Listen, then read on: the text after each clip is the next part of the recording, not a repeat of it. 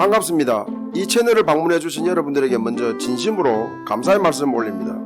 이 채널은 여러분도 잘 아시는 동주열국지라는 중국의 역사소설의 픽션과 넌픽션을 구별하고 이를 검증하려고 쓴 열국지 팩트체크, 다른 눈으로 본 열국지를 해설하고 보충 설명하는 채널입니다. 저는 열국지 팩트체크, 다른 눈으로 본 열국지를 쓴 강용봉입니다.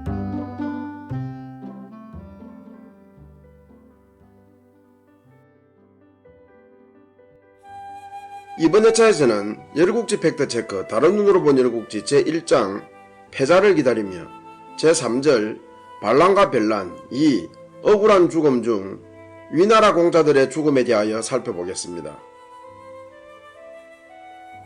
저는 오늘 살펴볼 열패열국지의 글을 쓰기 위하여 사마천의 사기, 자구명의 춘추자전 등의 문헌을 인용했는데요. 그 상세 내역은 자막으로 나가는 바이니 참고하시기 바랍니다. 위나라의 경우 지난 11회차에서 위나라 내부 석작의 활약으로 위항공을 죽이고 군의를 찬탈한 주우를 진나라에서 죽게 하고 위선공을 옹립한 것까지 이야기했는데요. 오늘은 이 이후의 위나라에 대하여 살펴보겠습니다. 위선공진은 엄탕하였습니다. 그는 공자 시절 때부터 아버지 위장공의 첩인 이나라 강씨 여인인 이강과 관계를 갖고 기원전 734년경에 급자를 낳아 공궁이 아닌 여염집에 맡겨 양육하게 하는 등 여색을 탐하였습니다. 그러다가 기원전 735년에 위장공이 죽자 자기 아내 형나라 여인인 형비를 멀리하고 공공년이 이강과 함께 살았습니다. 그런 중에 기원전 719년 3월에 주우가 형 위항공을 시하는 것을 보고는 잔뜩 겁을 먹고 형나라로 피신했던 것입니다. 위나라에서는 정실 형나라 여인을 구박하더니 그래도 피난할 곳은 형나라밖에 없었던가 보네요. 이후 위성공은 석작의 활약으로 주우가 제거되자 그 덕분에 기원전 719년 12월에 위나라 군주가 되었던 것입니다. 위성공은 즉위하자마자 여염집에서 자라던 16세 된 급자를 세자로 세우고 우공자 직에게 각별히 급자를 챙기라고 지시하였습니다. 나아가 급자의 아내감으로 제2공의 장녀 성강을 맡기로 하는 등 여전히 이강과 급자 모자를 총애하였습니다. 그러나 제나라에 청혼하러 갔다 온 사자로부터 선강이 절세의 미인이라는 말을 전해 듣고는 마음이 변하여 그 선강을 자기가 취하기로 결심하였습니다.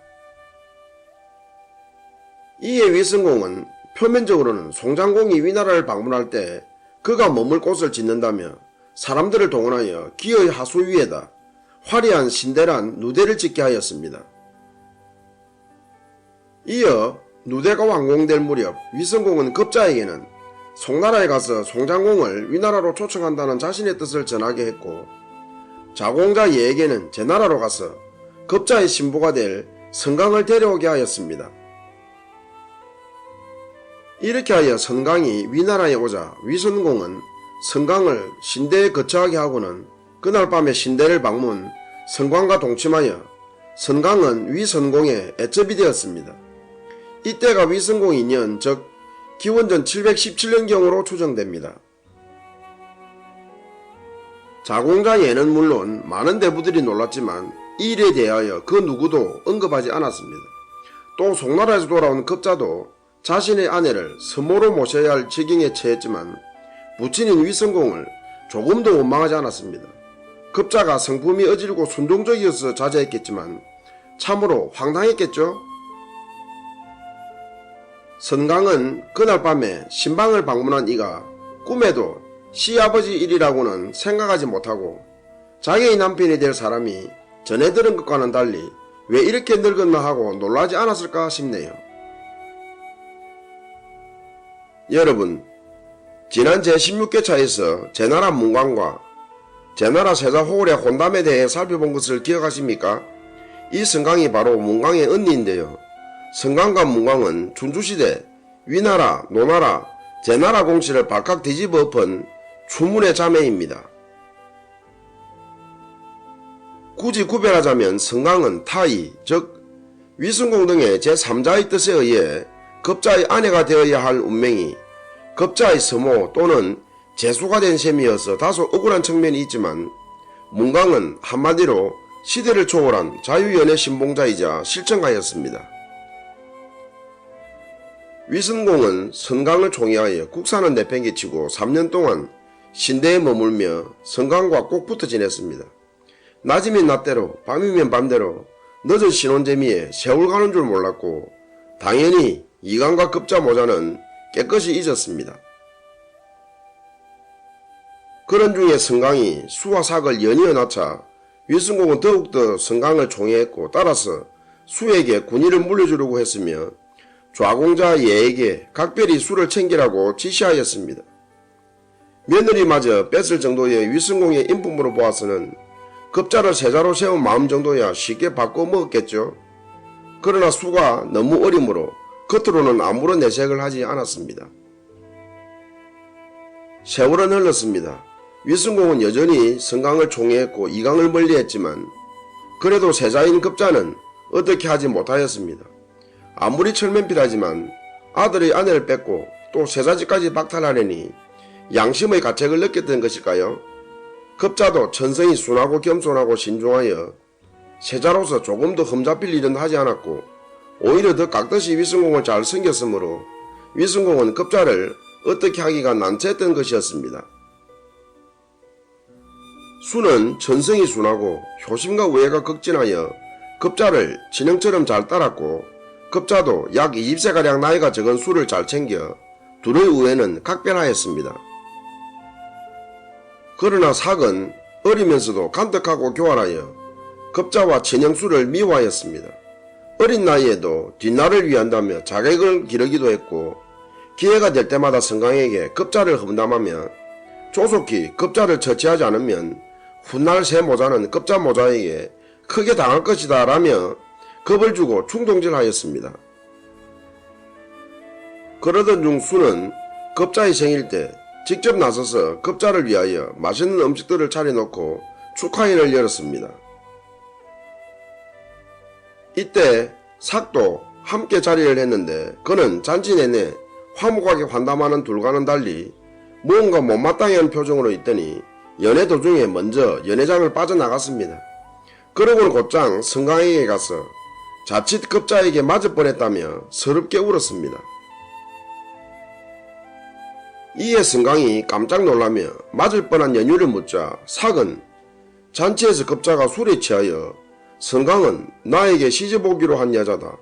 그러므로 너희들은 나를 아버지라 불러야 한다 라고 하여 내가 이를 강하게 따지자 급자는 되레 화를 내며 나를 때리려고 하였다 라며 태연히 거짓말하였습니다. 이어 sak은 억울한 척하며 아버지에게 급자의 불손한 언행을 보고하여 급자는 크게 혼이 나야 한다라며 선강이 위승공에게 오늘 일어난 일의 자초지정을 고해야 한다고 강하게 졸랐습니다. 선강은 sak의 말에 감쪽같이 속아 급자를 심하게 정오하였습니다. 그날 밤 선강은 위승공에게 울면서 sak이 한 말을 전하며 심지어 급자는 아버지는 서모 이강도 취하였다. 아버지가 죽으면 결국 이 나라와 선강은 나의 것이다 라고 큰소리쳤다라며 자기 짐작까지 덧붙여 급자를 험담하였습니다. 위승공은 도저히 믿을 수가 없었습니다. 믿기지 않았습니다. 얄미울 정도로 그렇게 겸손하고 신중하던 아이가 어찌 그 같은 말을 했단 말인가. 한참 생각하다가 위승공은 수를 호출하고는 sak과 선강의 말이 맞는지 물었습니다. 이에 수는 크게 놀라며 전혀 그런 말은 없었고 또 급자가 sak을 때리려 한 일도 없었다며 확실히 답하였습니다. 위승공은 수의 말을 듣고 크게 안도하였습니다. 만일 급자가 그런 망언을 했다면, 아니 거짓으로라도 수가 급자의 그런 망언을 들었다고 했다면 공실에 피바람이 불 수밖에 없었는데 수가 정직하고 확실하게 답함으로써 일단 공실의 환난은 피할 수 있어서 안도했던 것이었습니다. 위선공은 수를 세자로 세우고 싶은 마음이야 간절했지만 그렇다고 순리를 어기면서까지 무리하고 싶지는 않았습니다.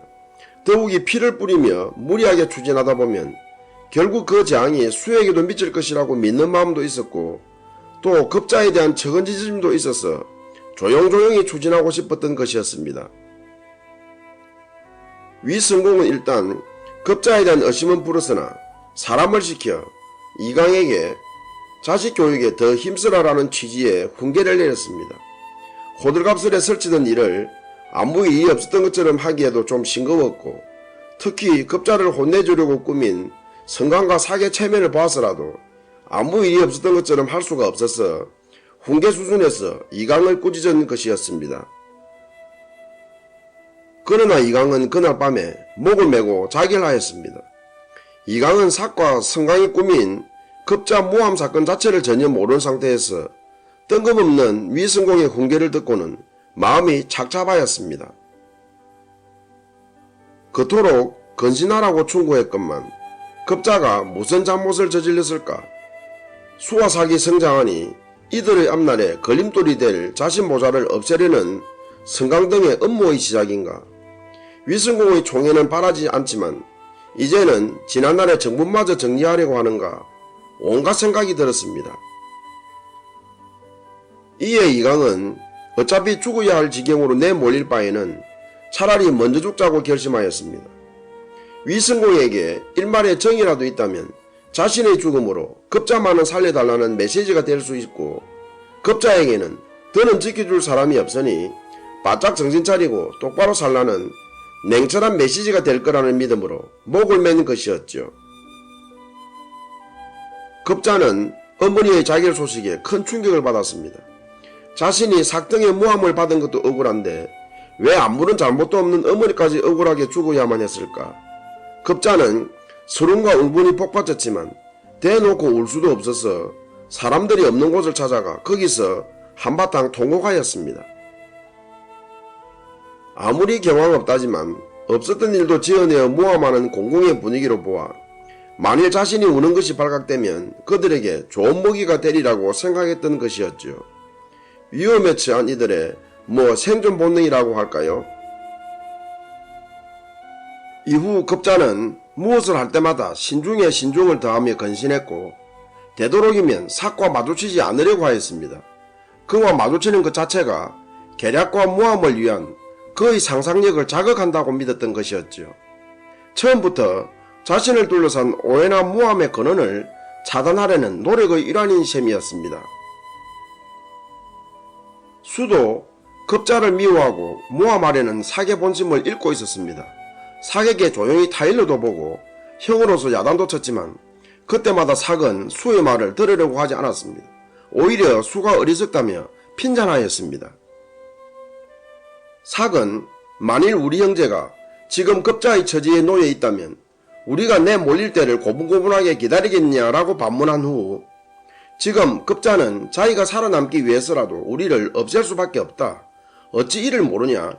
지금 형이 급자를 좋게 보는 것은 급자의 본 모습이 아니라 형이 그렇게 되었으면 바라는 망상에 불과하다라며 핀잔했던 것입니다.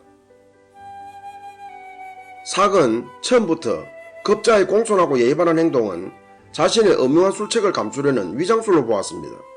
당장에는 힘이 없으니 위성공에게는 고분고분한 척하고 자신 형제들에게는 경계심을 흐트러뜨리려는 고도의 기만 척으로 보는 것이죠. 그런 중에 자신의 모함이 실패하고 이강이 자살한 이후 삭은 급자에 대한 자신의 정오심이 표면화된 이상 이제는 생존을 위한 본격적인 전쟁을 시작할 때라고 생각하였습니다. 오히려 수나 성강이 급자의 혁심을 알고 이에 대비한다면 자신이 이렇게까지 나설 것은 없지만 그들이 너무 숙맥이어서 자신이 어쩔 수 없이 나선다는 그런 기분이었죠. 삭과 성강은 기회가 있을 때마다 위성공에게 급자는 이강이 자기란 이유 이를 갈고 있다.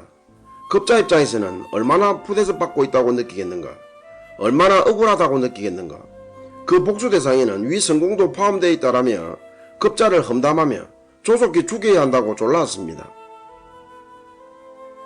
위성공은 이들의 모함으로 이강이 자살한 사건도 있고 하여 처음에는 이들의 말을 전혀 믿지 않았습니다. 그러다가 험담 횟수도 늘어나고 또 급자 입장에서 성강 모자를 생각해보면 이들의 말처럼 원한을 품을 수도 있겠다는 생각이 들기도 하였습니다. 그러나 무엇보다도 급자를 방관했다가 예상치 못한 상황으로 자신이 죽고 급자가 군 위에 오른다면 성강모자는 어떻게 될까? 이를 걱정하면서 갑자기 조바심을 느꼈습니다. 자신이 너무 급자를 좋게만 보았나 하는 반성과 함께 성강모자를 위한 비상시도 대비해야 한다고 결심하자 급자를 죽이긴 죽이되 소문 없이 어떻게 죽일까 고민하게 되었습니다. 위성공은 사객에도 자신의 마음을 털어놓으며 급자를 몰래 죽일 방법을 강구하라고 일렀습니다. 기원전 701년 위성공은 사과 장시간 논의한 후 급자를 제나라의 사자로 보내면서 가는 길목인 신야에서 급자를 죽이기로 작정하였습니다. 급자를 제나라의 사자로 보내는 것은 위성공이 맡고 삭은 신야에 도둑으로 가장한 자객들을 매복시키기로 했죠. 이에 삭은 신야에 먼저 자객들을 매복시켰고 위성공은 급자에게 제나라에 사자로 다녀오라고 지시하였습니다. 그러고는 사자의 정표로 백모를 주었는데 이 백모는 신야에 매복한 자객들에게 죽일 사람임을 알리는 정표이기도 하였습니다. 수는 위성공과 삭이 비밀리에 장시간 수계하는 것을 보고 성강에게 캐물어 부자가 급자를 죽일 계책을 세웠음을 알아냈습니다. 이에 수는 곧바로 급자를 찾아가 이번에 제나라 가는 것은 불길하니 차라리 다른 나라로 달아나버려라 라고 권했으나 급자는 부친의 명에 순종하지 않는 것은 바로 역적이다. 그 누가 아비를 배반한 아들을 반길까 라며 의연히 수의 권유를 뿌리치고 위성공의 명에 따라 제나라로 출발하려고 하였습니다. 수는 급자가 진실로 어질고 착하다고 느꼈습니다. 자신도 군위에 오르고 싶지만 그렇다고 급자가 피살된 후에 군위에 오르고 싶지는 않았습니다. 급자가 피살된 후에 군위에 오른다면 세상 사람들이 자신을 어떻게 볼까? 또 자신이 세상 사람들을 어떻게 대해야 하나? 생각만 해도 끔찍스러웠습니다. 수는 곰곰이 생각했으나 자신의 힘으로는 급자를 구할 수도 없고 또 위성공과 삭의 음모를 중단시킬 수도 없는 절망감을 느꼈습니다. 그런 중에 조만간 급자가 제나라로 떠날 것이라는 촉박감마저 느끼게 되자 급기야 자기가 급자를 대신해서 죽으리라고 결심하였습니다. 수는 어질고 선한 급자를 구하고 위성공의 음모를 중단시킬 유일한 방법은 자기가 죽는 길밖에 없다고 느꼈습니다. 수는 자기가 급자를 대신하여 죽게 되면 위성공도 무언가 새롭게 깨닫고 급자를 죽이려는 음모를 중단할 것이라고 생각했던 것이었죠. 어쩌면 위나라에는 자신보다 어질고 선한 급자가 더 필요할지도 모를 일이라고 생각하면서 말이죠. 이에 수는 급히 배를 타고 다른 배로 제나라로 향하던 급자를 따라잡았습니다. 그러고는 싣고 간 술과 안주와 함께 급자의 배로 옮겨 타서는 어찌 작별련도 없이 떠나느냐며 핀잔한 후 선상 작별련을 열었습니다. 급자와 수 이복 형제는 술을 잔뜩 마셨습니다. 그러나 수는 술을 마신 후에 꼭 정신을 차리고 치러야 할 일이 있었기에 자제하며 마셨지만 급자는 망감에 젖어 대치하였습니다. 급자는 안 그래도 수와 작별이라도 가진 후에 떠나고 싶었지만 자신의 사인길을 주시하는 눈이 많아 괜히 만났다가 수가 피해라도 입지 않을까 하여 삼가했는데 수가 선사까지 찾아오자 너무 고마웠고 또 수의 말이 아니더라도 이번 사인길이 심상치 않을 것임을 어렴풋이 느끼던 터였어 불안감, 서글픔, 외로움에 젖어 있다가 수와 술을 마신 것이어서 급자는 대치하고 말았습니다. 수는 급자가 대치하자 위성공이 급자에게 준 백모를 자기 배의 깃대에 꽂게 하고 급자에게 글을 남긴 후 자기 배로 건너갔습니다. 그러고는 수행원들에게 노를 빨리 적게 하여 급자보다 먼저 신야에 하선하였습니다. 이어 수는 신야의 길을 걷다가 백모를 보고 그를 급자로 오인한 자객들에게 살해되었습니다. 한편 급자는 술에서 깬 후 수가 남긴 글을 통하여 수가 자기보다 먼저 신야로 간 것을 알고 깜짝 놀랐습니다. 그러고는 노를 급히 적게 하여 수가 탄 배를 뒤쫓았습니다. 그러다가 수가 타던 배가 돌아오는 것을 보고 급자는 불길함을 직감 그 배 위로 뛰어 올라갔습니다. 역시 그 배는 신야에서 수를 죽이고 수의 배까지 빼앗아 돌아오던 자객들이 탄 배였습니다. 급자는 배 안에서 수의 목을 발견하고는 대성통곡한 후 자객들에게 어찌 사람을 몰라보고 엉뚱한 사람을 죽였냐라고 꾸짖었습니다. 그러고는 자기가 바로 급자임을 밝힌 후 자객들에게 죽임을 당하였습니다. 먼저 죽으려고 다투는 이복 형제에 의해 비장미마저 느껴집니다. 삭은 자객들이 수와 급자의 목을 갖고 돌아오자 그들에게 후하게 상을 내렸습니다. 겉으로는 반삭하지 않았겠지만 삭의 입장에서는 일거양득이요 일석이조였겠죠. 삭은 처음에 급자가 제나라로 떠났다는 소식을 듣고 기뻐하다가 갑자기 수도 배를 타고 급자를 쫓아갔다고 하자 혹시 일이 틀어지지는 않을까, 수가 일을 망치지는 않을까 하여 가슴 졸였습니다.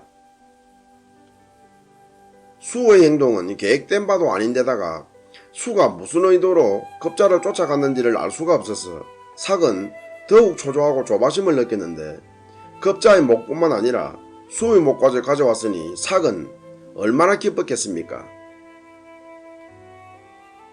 급자가 죽은 후에도 수가 살아있었다면 삭의 생각은 어떠하였을지는 알 수가 없지만 삭의 목적이 과연 단순히 급자만을 죽이려는 것이었는지 아니면 최종 목표는 군의를 차지하려고 하는 것은 아닌지 궁금하네요. 급자를 죽인다는 것 자체는 삭 입장에서도 자신의 목숨을 부지하려는 수단이기는 하지만 급자가 사라진다면 자신보다 수가 더 큰 이익을 차지하는 것인데 과연 삭이 단순히 급자만을 죽이려 했을까? 그것도 공공연히 급자편을 드는 그 수를 위해서 말이죠. 그러나 단순히 급자만을 죽이려고 했든 아니든 간에 삭은 결과적으로 수가 사라진 그 틈의 행운을 챙길 수 있는 기회는 반기지 않았을까요? 삭은 성강에게 거사가 성공했으나 안타깝게 수도 함께 죽은 경위를 설명한 후 위성공에게는 수의 죽음을 일단 보고하지 않기로 하였습니다.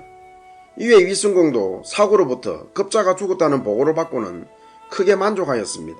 한마디로 시원섭섭했겠죠. 한편 자공자 예는 제나라로 떠나며 모든 것을 부탁한다고 한 급자의 말이 마음에 걸려 고심하다가 신복을 풀어 수소문하던 중 수와 급자가 강도들에게 죽임을 당한 것을 알아내고는 우공자직을 만났습니다. 그런데 우공자직도 급자를 배웅한다며 수가 남긴 말이 마음에 걸려 신복을 풀어 조사한 바 자공자 예와 같이 사실을 알게 되었다고 말하였습니다. 둘은 처음에는 자신들도 알고 있는 급자와 수의 죽음에 대해 위성공이 어찌 모를까 하고 생각하다가 어렴풋이 삭의 흉계일 것이라고 짐작하였습니다. 급자와 수가 사라지면 최고 이익을 볼 사람이 삭이라고 생각했기 때문이었죠. 삭은 흉계를 실천한 후 위성공에게는 수의 죽음은 보고하지 않았을 거라고 둘은 판단하였습니다. 둘은 비밀리에 상의하고 조회 때 위성공에게 통곡하며 급자와 수의 죽음을 보고하고 장사라도 지낼 수 있게 해달라고 간청하였습니다. 위성공은 급자의 죽음은 알고 있었지만 뜻밖의 수도 죽었다고 하자 크게 놀랐습니다. 위성공은 눈물을 흘리며 속으로 성강이 나를 거르쳤다, 성강이 나를 거르쳤다라며 탄식하였습니다. 수는 가장 총애했던 아들이었기 때문이었죠. 위성공은 삭을 즉시 호출하고 수를 죽인 일과 적어도 이를 보고하지 않은 것을 크게 꾸짖고는 살인한 놈들을 당장에 잡아오라고 하였습니다. 그러나 삭은 살인한 자들을 수소문 중이라며 차일피일했는데 오히려 달아나라고 빼돌리지는 않았는지 모르겠네요. 어떻든 삭은 세자가 되었고 위성공은 큰 충격으로 들어누운 후 기원전 700년 11월에 병사하였습니다. 이에 15세의 삭이 군의를 이으니 이가 위해공입니다. 이강의 아들이자 급자의 친동생인 공자석은 제나라로 달아났고 예화직은 급자와 수의 원수를 갖겠다며 위나라에 남았습니다. 수와 급자가 죽은 시기와 관련하여 동주일국지에는 명확한 시기의 묘사는 없고 제12회에서는 수와 급자가 죽은 사실에 충격을 받고 위성공은 와병하여 보름 만에 죽었다고 묘사하고 있습니다. 춘추 노항공 12년조에서는 위선공은 기원전 700년 11월에 죽었다고 기록, 제12의 묘사로 보면 수와 급자는 기원전 700년 10월경에 죽었다고 묘사하고 있는 셈입니다. 그러나 위광숙 세가와 연표 기원전 701년 위난에서는 위선공 18년 즉 기원전 701년에 수와 급자가 피살되었다고 기록하고 있습니다.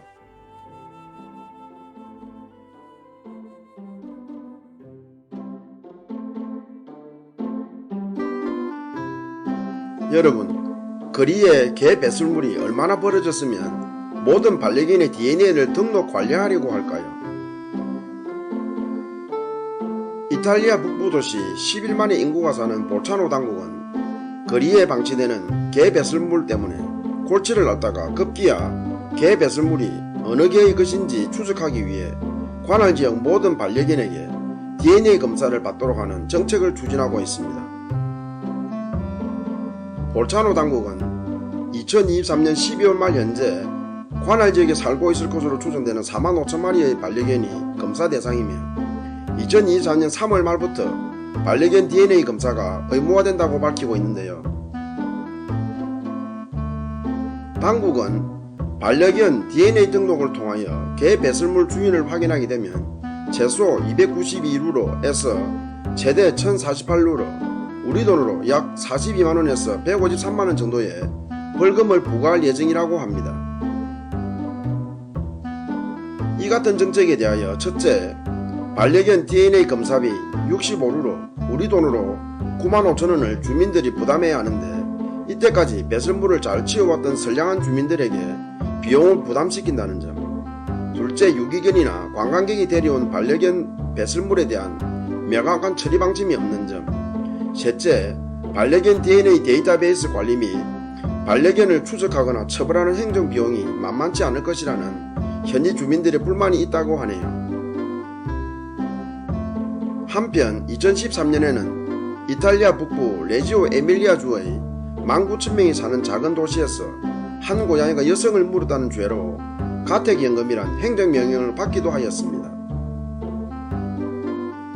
우리가 반려동물을 좋아하는 것은 동물의 속성 중에서 우리가 좋은 점만 부각해서 보기 때문인데요. 이렇게 동물의 속성 중에서 싫거나 부담스러운 부분을 법적으로까지 책임져야 한다면 글쎄요, 그래도 그 동물을 나의 짝이라며 곁에 두려고 할까요? 여러분, 구독 꼭 부탁드립니다. 끝까지 시청해 주셔서 감사합니다. 다음 회차에서 뵙겠습니다.